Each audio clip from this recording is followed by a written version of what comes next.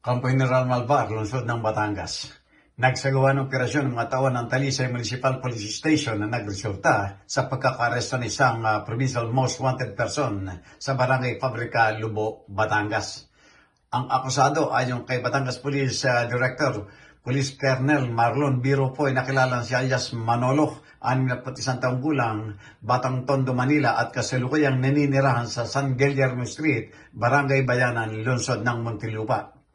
Siya ay inaresto sa bisa ng warrant of arrest na inilabas ng presiding judge, Regional Trial Court, 4th Judicial Region, Branch 6 ng Tanawan City, Batangas, na may petsang June 20, 2016 para sa kasong frustrated murder na may inirekomendang piyansa na 200,000 pesos.